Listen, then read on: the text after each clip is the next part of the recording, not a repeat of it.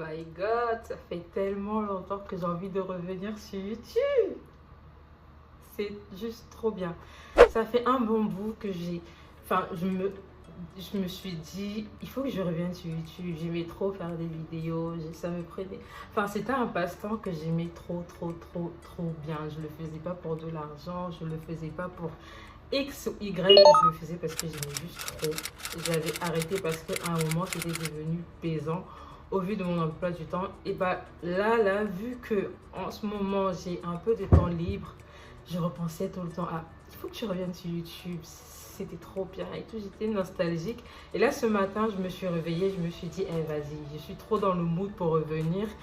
Et voilà, donc j'ai réfléchi, je vais revenir avec quel sujet. J'avais pas trop envie de revenir avec une conversation lambda, j'avais pas non plus trop envie de revenir, recommencer à me présenter, blablabla. Donc je me suis dit, trouve un sujet intéressant. J'ai réfléchi, qu'est-ce qui s'est passé d'intéressant dans ma vie ces derniers temps. Je vais vous expliquer comment j'ai fait pour me retrouver à l'université d'Harvard. En tout cas, je vais vous raconter mon expérience, comment j'ai fait pour y aller, comment c'était. Bref, je vais vous raconter tout de A à Z.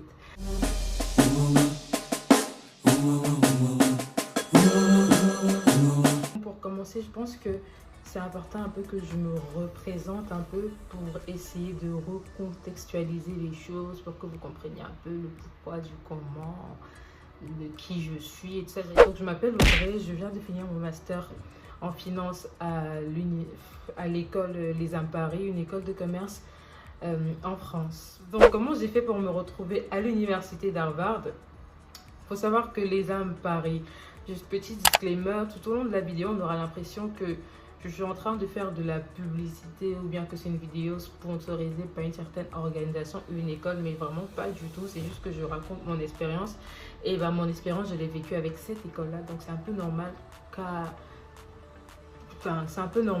je ne cesse de prononcer le nom de l'école en question. Donc Les Âmes Paris, c'est une école de commerce qui forme dans le management, la finance et le droit. Donc moi j'étais étudiante en finance dans cette école là. J'y ai passé toute ma scolarité, toutes mes années universitaires, je les ai faites à l'examen. Cette école a énormément de partenariats avec énormément d'universités et d'écoles à l'étranger. Les Âmes Paris a comme un partenariat, c'est pas vraiment un partenariat, mais bon, vous allez comprendre par la suite, avec l'université d'Harvard en question. Chaque année, l'université envoie à toutes les écoles, non pas toutes, à presque toutes les écoles et universités dans le monde qui forment en finance un cas pour sélectionner des étudiants qui vont venir sur le campus représenter leur école. C'est nous là, avant même que l'année scolaire ne commence. C'est-à-dire, quand on a fini notre Master 1, mes camarades et moi, on avait déjà créé un groupe WhatsApp et le titre, le nom du groupe, c'était Objectif Harvard 2022. Limite, notre Master même, il n'était même pas notre objectif principal. Nous là, tout ce qu'on voulait, c'était être sélectionné pour aller à Harvard. C'était tout. C'était tout ce... En tout cas, pour nous, bon, le master, c'est vrai que dans nos têtes, c'était genre, c'est une formalité, vas-y, on l'aura. On se connaît, enfin, on connaît un peu comment on travaille. On s'est dit, vas-y, on l'aura. Mais cette année, notre but, c'est travailler pour aller à Harvard. Point final. On veut rien entendre, on veut rien comprendre. Donc déjà, il faut savoir qu'avec le Covid, le truc avait été un peu chamboulé parce que on ne pouvait plus voyager pendant 2 ans.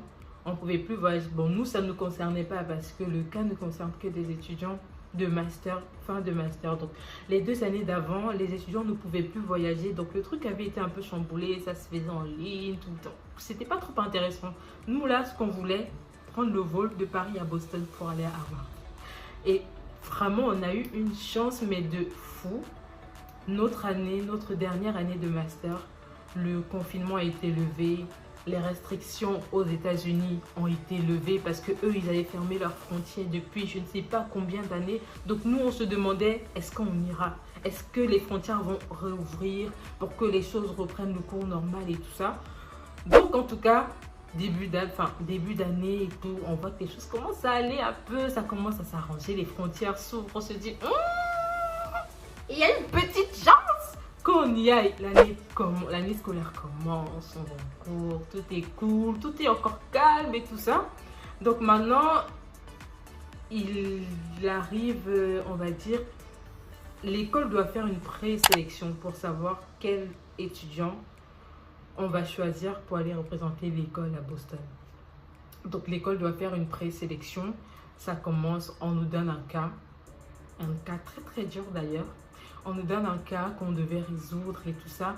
Donc franchement, ça là, ça a mis énormément d'étudiants en conflit, en compétition.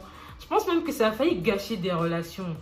Parce que je pense que tout le monde voulait y aller. Tout le monde voulait être sélectionné. Donc nous, on était dans notre groupe, on a fait notre taf, on a fait notre travail et tout ça. C'était compliqué, mais vas-y, ça allait. On a réussi à gérer entre les cours, l'alternance et tout ça. Donc, ah oui, j'ai pas dit. Parce que c'était vraiment compliqué parce que nous, en master, on était en alternance. Donc, nous, on avait à la fois les cours à gérer, les examens, plus l'entreprise. L'entreprise, tu es un vrai salarié de l'entreprise.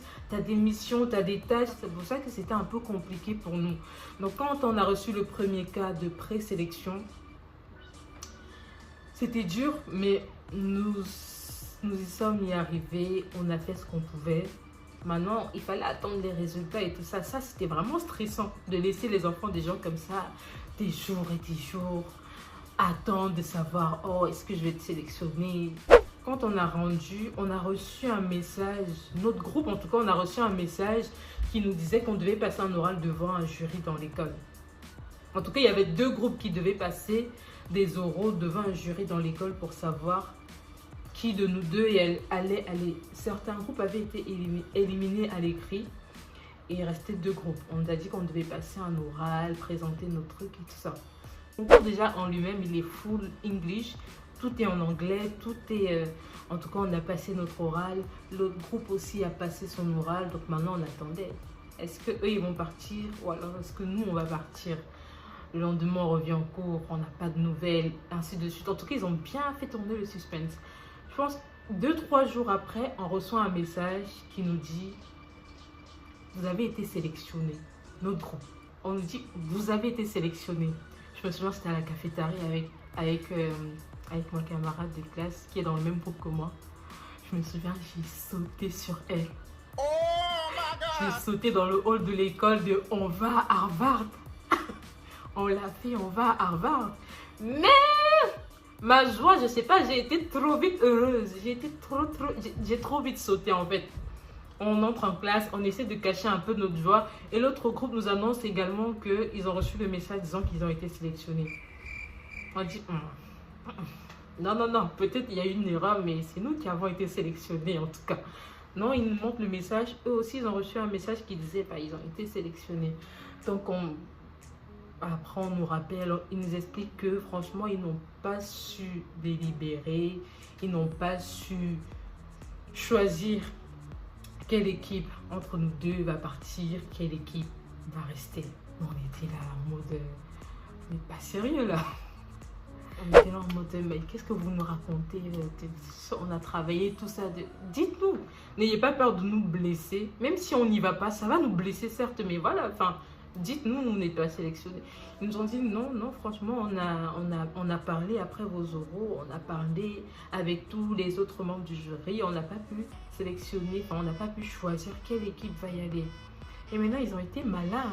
Ils nous ont dit, on va vous redonner un 2e cas de présélection. En tout cas, on va vous donner un 2e cas. Vous allez le refaire. Et là, on va être en mesure de choisir. On était là, donc... Les cours qu'on a déjà, c'est pas suffisant. L'entreprise où on va déjà, c'est pas suffisant. Non.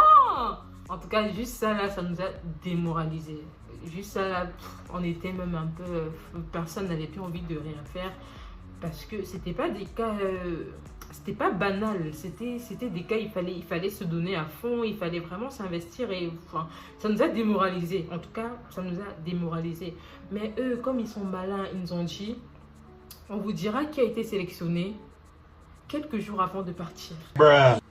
Comme ça, au moins, ils sont sûrs que tous les jours, tous les 2 groupes s'impliquent à 100%.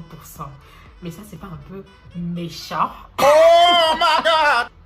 Et bref, ils nous ont préparé, ils ont demandé aux deux groupes, est-ce que vos passeports sont à jour? En tout cas, ils ont préparé les deux groupes. Préparez vos passeports, est-ce que vous êtes vacciné, ainsi de suite. Comme ça, si vous êtes sélectionné, on n'a pas envie d'entendre que ah, il faut que je refasse mon passeport. Ah, mon passeport est périmé. Ah, je n'ai pas de dose de vaccin. Ah, en tout cas, ils nous ont préparé et ils nous ont dit, mettez-vous à jour sur le plan administratif et on vous dira juste à la fin du concours quelle équipe va voyager.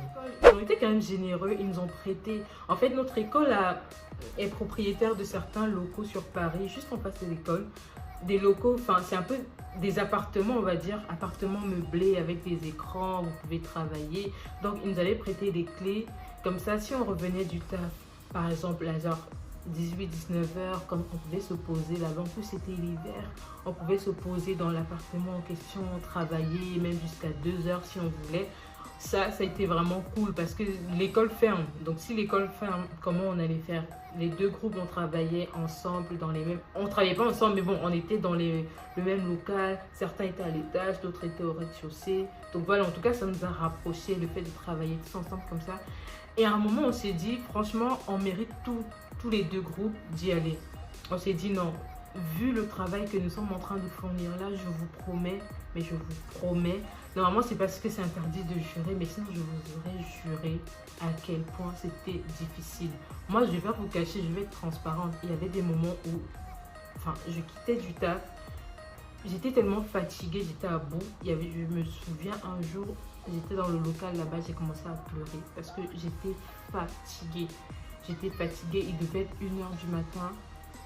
On était là, ça n'avançait pas forcément comme on voulait.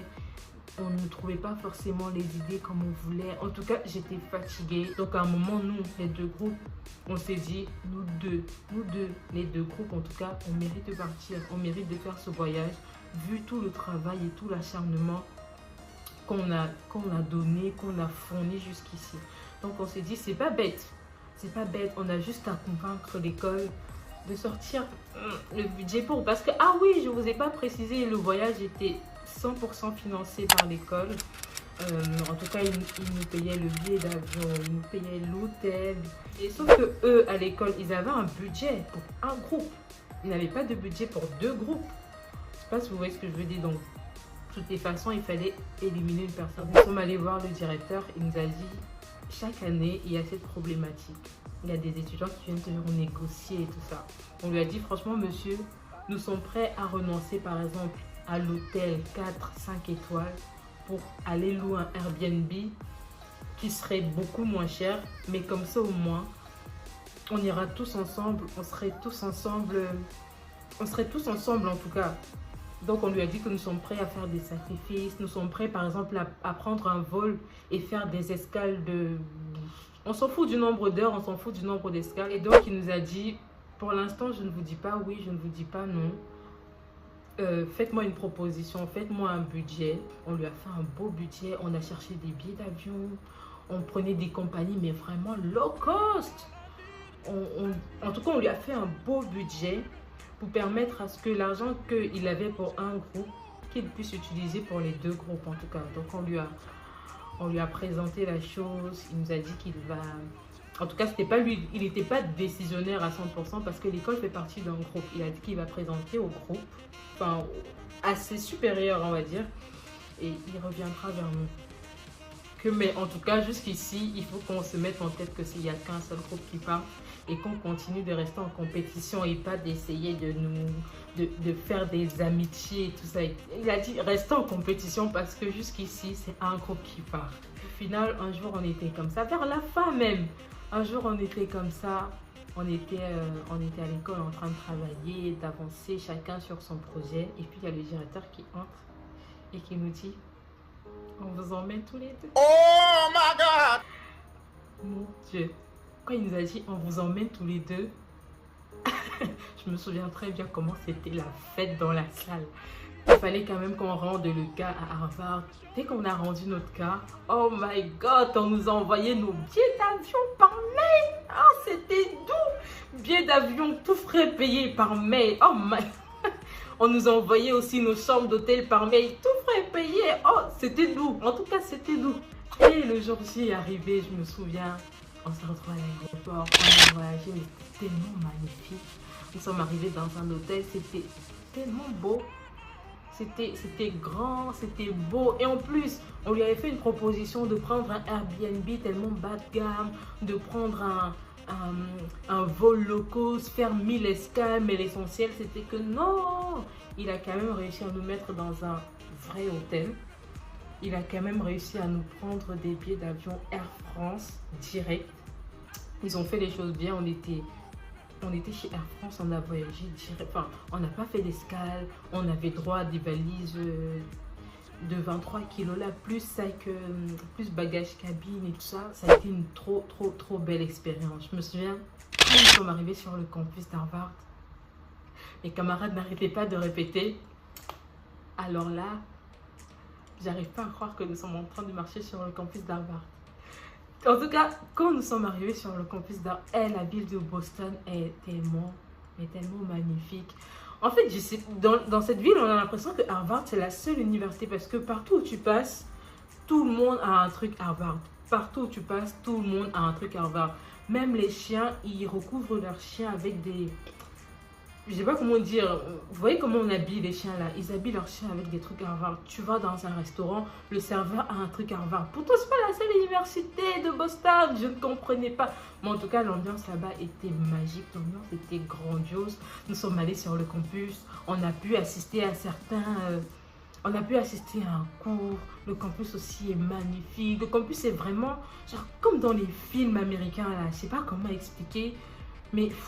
Ensuite, nous sommes allés au MIT, on était avec nos profs, on nous a laissé du temps libre pour nous. La cérémonie là-bas était magnifique. On a rencontré des étudiants de vraiment partout dans le monde.